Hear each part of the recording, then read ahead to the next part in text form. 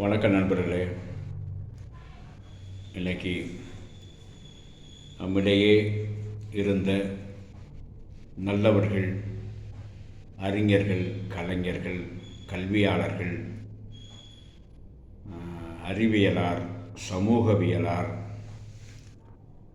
இயற்கை வேளாண் துறையை சார்ந்த எத்தனையோ பொதுமக்கள் ஒவ்வொரு ஊரிலும் இருந்த இப்படி நல்லவர்கள் எல்லோரும் நம்மை விட்டு போய்கொண்டே இருக்கிறார்கள்.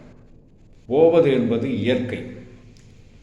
ஆனால் முன்பெல்லாம் பார்த்திங்கன்னா ஒரு 10 வருஷம் 20 வருஷத்துக்கு முன்னாடி உள்ளவர்கள் இப்படி இருந்தவர்கள் மீண்டும் அடுத்த தலைமுறையில் அதே மாதிரி வந்து விடுவார்கள். அதுதான் ரொம்ப முக்கியம். அதே போல் ஆட்கள் இன்றைக்கி அப்படி இல்லை. எப்படின்னா ஒரு 10, 20, 30 வருஷத்துக்கு முன்னாடி இருந்ததில்லை. 30 வருஷம்தான். நான் கூட ஒன்று 50 ஆண்டு 100லாம் சொல்ல 30, 20 ஆண்டு 2000க்கு பிறகு எங்கே பார்த்தாலும் காப்பி அடிக்கிறது, சும்மா வெட்டி பந்தா பண்ணுறது, ஒருத்தரை போல் ஒருத்தர் சும்மா ஓவர் பில்டப் பண்ணுறது, இப்படிப்பட்டவர்கள் தான் இருக்கிறார்கள்.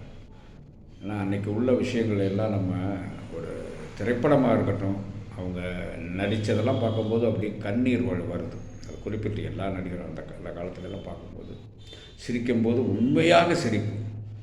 இன்றைக்கெல்லாம் எதுவுமே இல்லாமல் போயிடுச்சு. ஆனால் நான் தான் கல்வியை தர்றேன், நான் தான் அரசியலை தர்றேன், நான் தான் சமூகத்தை திருத்துறேன் அப்படின்னு இன்றைக்கி வெத்து வேட்டுகள் அதிகமாயிடுச்சு.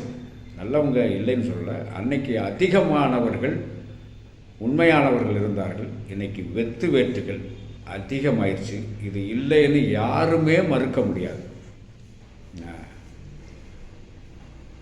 இதுதான் உண்மை.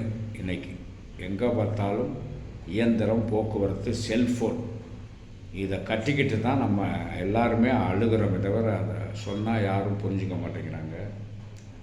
அதனால் நமது தமிழ் சமூகம் இப்படி இருக்கவே கூடாது, இருக்கவே முடியாது. ஏன்னால் உலகத்திற்கே தமிழ் சமூகம்தான் அனைத்தையும் கற்றுக் கொடுத்த தமிழ் சமூகம். அதை மட்டும் ஞாபகம் வச்சுக்கோங்க. வேறு எதுலேயும் கவனம் செலுத்தாதீங்க. ரப்பர் ஸ்டாம்பு, காப்பி பேஸ்ட்டு, இந்த மாதிரி இருக்கிறவனெல்லாம் நம்பாதீங்க. வேஸ்ட்டு. உண்மையானவர்களை நம்புவோம். நன்றி, வணக்கம்.